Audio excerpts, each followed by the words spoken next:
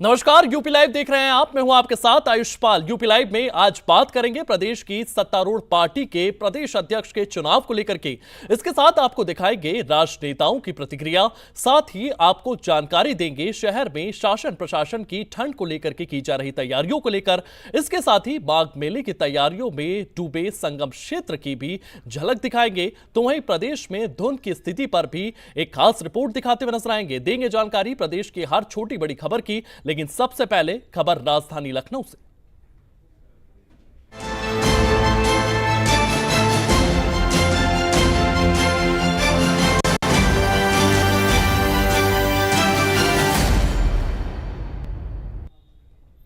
तो लखनऊ में यूपी के बीजेपी प्रदेश अध्यक्ष का चुनाव होना है। केंद्रीय मंत्री पंकज चौधरी ने नामांकन दाखिल किया है। पूरे प्रदेश से सिर्फ पंकज चौधरी ने ही नामांकन दर्ज कराया है। पंकज चौधरी के घर महाराजगंज में जश्न देखा जा रहा है। रविवार को आधिकारिक अध्यक्ष की घोषणा होगी। तो तमाम तस्वीरें आप देख रहे हैं। यूपी में बीजेपी प्रदेश अध्यक्ष का चुनाव होना है। केंद्रीय मंत्री पंकज चौधरी ने अपना नामांकन दाखिल किया है। सीएम योगी आदित्यनाथ भी उनके साथ यहां पर पहुंचे। पूरे प्रदेश में सिर्फ पंकज चौधरी ने ही नामांकन दर्ज कराया है। उनके नामांकन में उनके साथ उत्तर प्रदेश के मुख्यमंत्री योगी आदित्यनाथ भी पहुंचते हैं। ये तमाम तस्वीरें आप देख रहे हैं। रविवार को आधिकारिक अध्यक्ष की घोषणा होना है। तो लखनऊ में यूपी में बीजेपी प्रदेश अध्यक्ष का चुनाव है। केंद्रीय मंत्री पंकज चौधरी ने नामांकन दाखिल किया है, जिसकी तस्वीरें आप लगातार देख रहे हैं। आप देख सकते हैं किस तरीके से योगी आदित्यनाथ भी उनके नामांकन दाखिल करने उनके साथ पहुंचते हैं।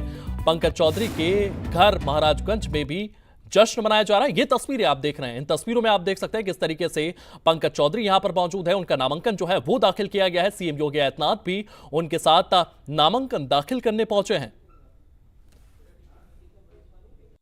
पंकज चौधरी जी जो लगातार 7 बार मतलब अपना लोकसभा में रहे, केंद्रीय मंत्री रहे, वो इतने पॉपुलर हैं, इतने लोकप्रिय हैं कि आज जो है उनका नाम जैसे आदरणीय योगी आदित्यनाथ जी ने, भूपेंद्र चौधरी जी ने और लोगों ने फॉर्म भरा, सारे लोगों ने उसके बाद कोई फॉर्म भरने नहीं गए और एक नाम आने से आज लोगों में, उत्तर प्रदेश के लोगों में खास करके चुनौती उत्तर प्रदेश के लोग दे रहे हैं कि इसको अखिलेश यादव जी को जो फेक नैरेटिव करके जातिबद्ध मतलब लोगों को इकट्ठा करके अलग ढंग के पीटीए चला रहे थे, वो पीटीए का भ्रम 2027 में टूटेगा और जो हाल लालू जी यादव की बिहार में हुई है वही हाल अखिलेश यादव जी की उत्तर प्रदेश हो गई। नहीं, बधाई दिया, साधुवाद दिया, उनको मिला और हमारे उनके संबंध बहुत दिन से मैं जानता हूँ।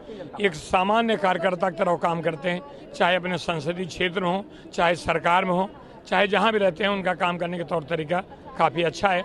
मैं साधुवाद देता हूँ और आदरणीय देश के प्रधानमंत्री नरेंद्र मोदी जी का मार्गदर्शन में और हमारे जो जेपी नड्डा साहब हैं उनके नेतृत्व में और आदरणीय योगी आदित्यनाथ जी के साथ चल करके फिर दोहरा रहा हूँ कि जो हाल बिहार की जनता ने लालू यादव का किया है वही हाल उत्तर प्रदेश की जनता मतदाता 2027 में अखिलेश यादव करने वाली है। भारतीय जनता पार्टी के राष्ट्रीय नेतृत्व ने जो जिम्मेदारी हमारे वरिष्ठ 7 बार के सांसद उनको जिम्मेदारी देने जा रही है, मुझे लग रहा है कि उनके कार्यकाल में अच्छा होगा और प्रदेश अच्छा चलेगा। एक नामांकन हुआ है, एक नामांकन हुआ है, माननीय पंकज चौधरी जी का सिंगल नामांकन हुआ है। 3 बजे तक समय निर्धारित था चुनाव अधिकारी के द्वारा और एक नामांकन हुआ है। अब वो पर्चा जांच उच कर रहे हैं, घोषणा कल होनी है। इसलिए भारतीय जनता पार्टी जो चुनाव की अपना प्रक्रिया है, बूथ का चुनाव, मंडल का चुनाव, फिर प्रदेश जिला का चुनाव, फिर प्रदेश का चुनाव, आज प्रदेश का चुनाव संपन्न हुआ है और उत्साहजनक संपन्न हुआ है और लोग उत्साहित भी हैं। और एक नामांकन हुआ है माननीय पंकज चौधरी जी का और वह सिंगल ही नाम हुआ है। अब पर्चा उर्चा जांच कर रहे हैं लोग और घोषणा कल कर। इसी बीच अयोध्या से एक और बड़ी खबर सामने आई है। अयोध्या दौरे पर मुख्य चुनाव आयुक्त ज्ञानेश कुमार ने राम जन्मभूमि मंदिर में पूजा अर्चना की है। परिवार के साथ रामलला के दर्शन पूजन उनकी ओर से किए गए हैं। दशरथ महल और कनक भवन में भी पूजा अर्चना उनकी ओर से की गई है। अयोध्या भ्रमण कर नाव से सरयू की सैर भी करते हुए ज्ञानेश कुमार नजर आए। तो परिवार के साथ रामलला के दर्शन पूजन उनकी ओर से किए गए हैं। दशरथ महल और कनक भवन में भी उनकी ओर से पूजा अर्चना की गई। अयोध्या की पावन धरती पर मुझे सपरिवार आने का मौका मिला। इसके लिए मैं भगवान श्री राम का अत्यंत आभारी और कृतज्ञ हूं। श्री राम जन्मभूमि तीर्थ क्षेत्र में रामलला विराजमान के दर्शन मैंने, मेरी पत्नी और मेरे माता पिता ने भी किए और ये सौभाग्य भी हमें प्राप्त हुआ। भगवान की असीम अनुकंपा है। जय भारत, जय हिंद। वहीं रामनगरी अयोध्या भी ठंड का कहर बढ़ता जा रहा है और तापमान लगातार गिर रहा है। ऐसे में रामलला के दर्शन के लिए आने वाले श्रद्धालु, यात्रियों और स्थानीय नागरिकों को शीतलहर से बचाने के लिए नगर निगम ने व्यापक तैयारियां शुरू कर दी है। आपको बता दें, यहां पर नगरीय क्षेत्र में स्थायी और अस्थायी रैन बसेरे स्थापित किए गए हैं। इनमें अयोध्या कैंट के रोडवेज बस स्टेशन और गांधी पार्क में अस्थायी रैन बसेरे बनाए गए हैं, जिसमें महिलाओं के लिए भी अलग से टेंट बनाए गए हैं। उनके रुकने की तमाम व्यवस्थाएं यहां पर की गई है। किस तरीके की व्यवस्था देखने को मिल रही है, इस रिपोर्ट में देखिए।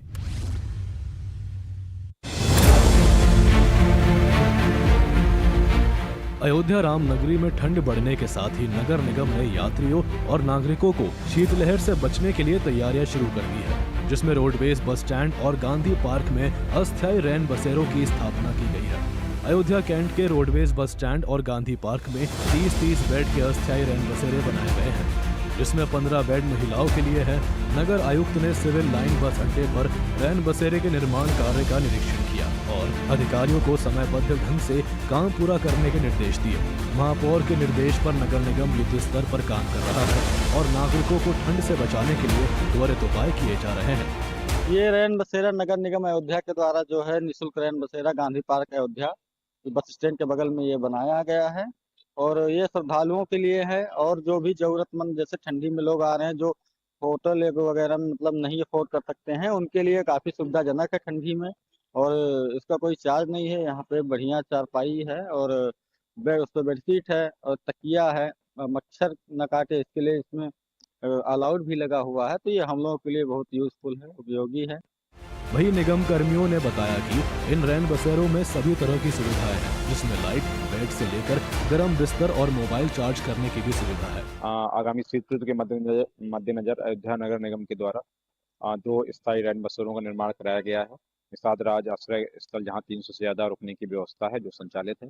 इसके अलावा टून होम में भी स्थायी रैन बसेरा है, उसको भी हम लोगों के द्वारा तैयार किया जा रहा है। बाकी जगह 6 जगह अस्थायी रैन बसेरा बनाए गए हैं। एक अयोध्या बस स्टैंड के अंदर, एक अयोध्या बस स्टैंड के सामने, दोनों रेलवे स्टेशन के पास, साकेत पेट्रोल पंप के जो हमारा अंडरपास है वहाँ पे, और भी 2 जगह हम लोगों के द्वारा रैन बसेरों का निर्माण कराया गया है। इसमें 600 से ज़्यादा महिला और पुरुष अलग अलग रुकने की व्यवस्था है। हमारे रैन बसेरा जैसे आप खड़े हैं यहाँ पर सब संचालित है। लगभग हर रैन बसेरा में 10 से 12 लोग प्रतिदिन अभी आना शुरू हुए हैं। आगामी सर्दी जब बढ़ेगी तो इनका यूज जो है और बढ़ेगा। और अलाव के बारे में ये बताना है कि हमारा टेंडर हो चुका है लकड़ी का और 200 से ज़्यादा स्थानों पर हम लोगों के द्वारा मेन चौराहों पर अलाव की व्यवस्था की जाएगी। और अयोध्या धाम का जो क्षेत्र है वहाँ पे गैस हीटर की व्यवस्था की गई है, उसका भी टेंडर हो रहा है। इन तैयारियों का उद्देश्य रामनगरी आने वाले श्रद्धालुओं और स्थानीय निवासियों को ठंड के मौसम में सुरक्षित और आरामदायक रात्रि विश्राम की सुविधा प्रदान करना है। शीतलहर और तापमान में निरंतर गिरावट को देखते हुए महापौर महंत गिरीशपति त्रिपाठी ने नगर निगम को लोगों को ठंड से बचने के लिए त्वरित उपाय करने के निर्देश दिए हैं। नगरीय क्षेत्र में 8 स्थायी एवं अस्थायी रैन बसेरा स्थापित किया जाना है। ब्यूरो रिपोर्ट, सूर्य समाचार। वहीं प्रयागराज के पवित्र संगम पर हर साल लगने वाले विश्व प्रसिद्ध माघ मेला 2024 अब महज कुछ ही दिनों दूर है। 3 जनवरी 2024 को पूर्णिमा के पहले स्नान से शुरू होकर यह भव्य आयोजन 15 फरवरी को महाशिवरात्रि तक चलेगा। कुल 44 दिनों तक संगम क्षेत्र 800 से 900 हेक्टेयर में तंबुओं के शहर में बदला जाएगा। इसको लेकर के प्रशासन की ओर से तैयारियां तेजी से चल रही है। किस तरीके से प्रशासन की तैयारियां इसको लेकर के देखने को मिल रही है, सुरक्षा के क्या कुछ इंतजाम है, इस रिपोर्ट में देखिए।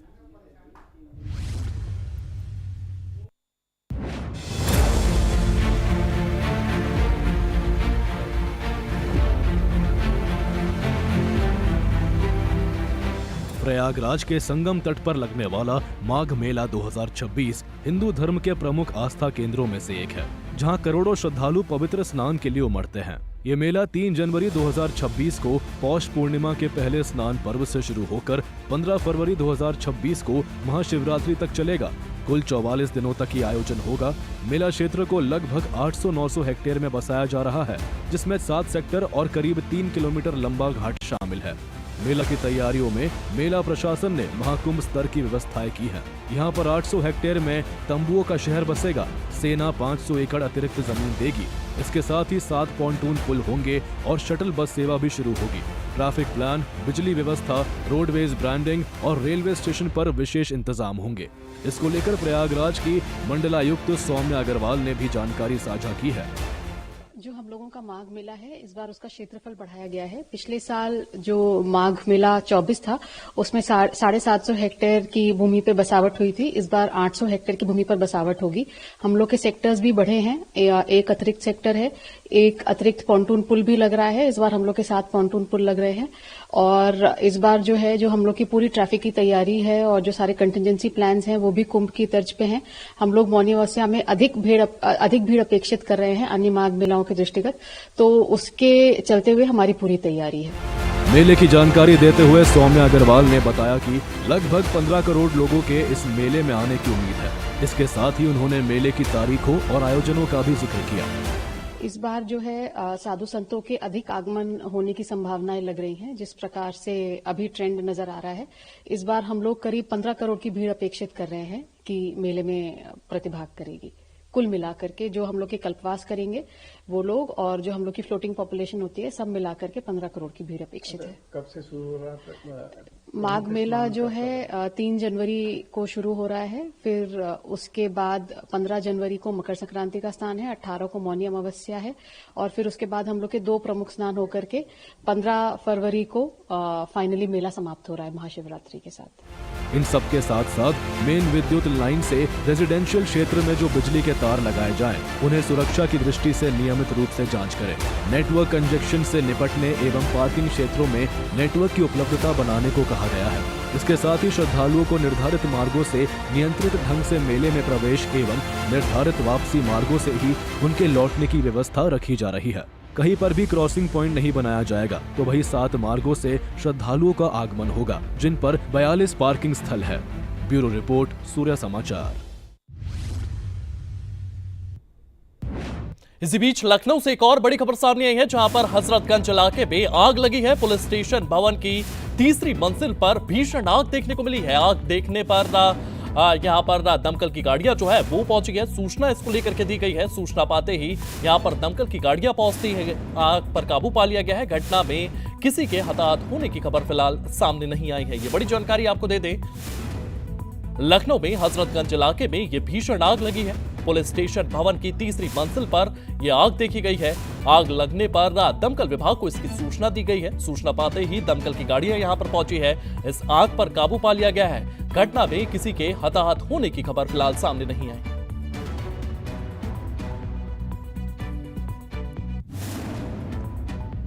तो बड़ी जानकारी आपको दे दें, लखनऊ में हजरतगंज इलाके में यह भीषण आग देखी गई है। इसकी तस्वीरें आप लगातार देख रहे हैं। वहीं सुल्तानपुर से अगली बड़ी खबर सामने आई है, जहां पर पुलिस और बदमाशों के बीच में मुठभेड़ देखने को मिली है। मुठभेड़ के दौरान एक बदमाश को गिरफ्तार किया गया है। चंदा पुलिस स्टेशन की टीम ने यह पूरी की पूरी कार्रवाई की गई है। कुख्यात वांछित अपराधी घायल कर गिरफ्तार किया गया है। एएसपी सुल्तानपुर ने इसको लेकर के जानकारी भी साझा की है। तो मुठभेड़ के दौरान एक बदमाश को गिरफ्तार किया गया है। एएसपी सुल्तानपुर ने इसको लेकर के जानकारी साझा की गई। आपको बता दें, इस कुख्यात वांछित अपराधी को गिरफ्तार किया गया है। चंदा पुलिस स्टेशन टीम ने यह बड़ी कार्रवाई की।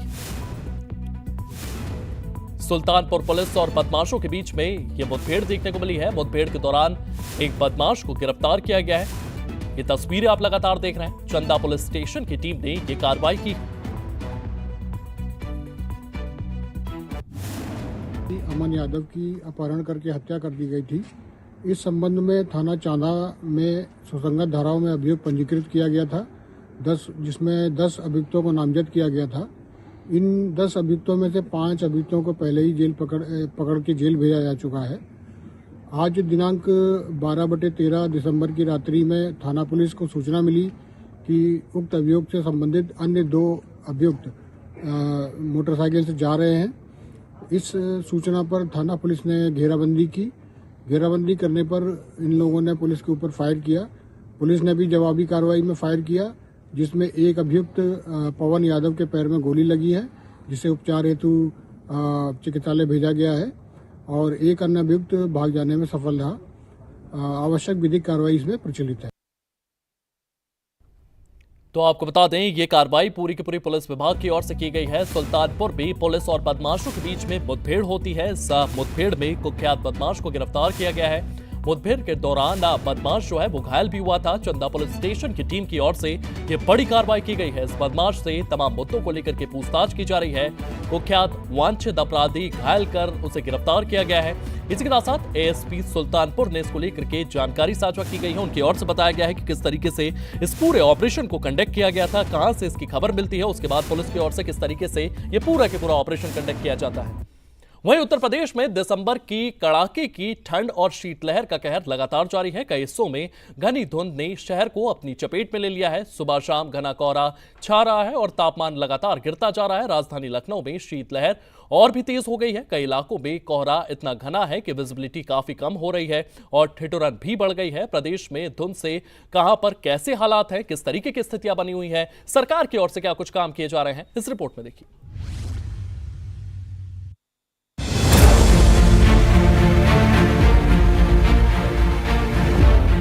उत्तर प्रदेश में इन दिनों घनी धुंध ने कई हिस्सों को अपनी चपेट में ले लिया है। दिसंबर 2025 की बढ़ती ठंड और शीतलहर के साथ सुबह शाम घना कोहरा छा रहा है। राजधानी लखनऊ में शीतलहरें तेज हो गई। कई इलाकों में कोहरा छा गया है। दिसंबर की कड़ाके की ठंड में तापमान लगातार गिर रहा है, जिससे सुबह शाम ठिठुरन बढ़ गई है, जिससे विजिबिलिटी काफी कम हो गई है। बुलंदशहर सड़कों पर वाहन रेंगते हुए चल रहे हैं और दुर्घटनाओं का खतरा बढ़ गया है। NH91 जैसी हाईवे पर भी कोहरे के कारण वाहनों की रफ्तार धीमी है। शहर में न्यूनतम तापमान 9-10 डिग्री सेल्सियस के आसपास दर्ज किया जा रहा है, जबकि दिन में भी ठंडक बनी हुई है। आज पहले दिन ही इतना तगड़ा कोहरा पड़ा है, बहुत ही तगड़ा, और मेरे को स्कूल जाने में बहुत तकलीफ हो रही है। ठंड काफी है। हाँ, ठंड भी काफी है, बहुत ज्यादा। बुलंदशहर में आज कोहरा बहुत है, जिससे कि लोगों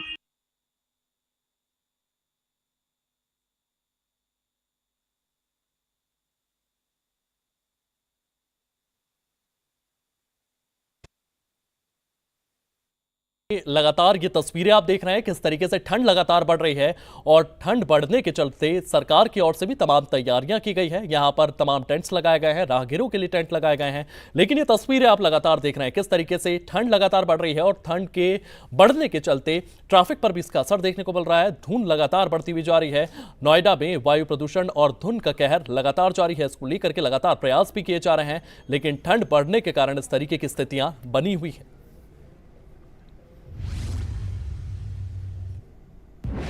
चलिए फिलहाल यूपी लाइव में इतना ही। आप बने रहिए सूर्य समाचार के साथ।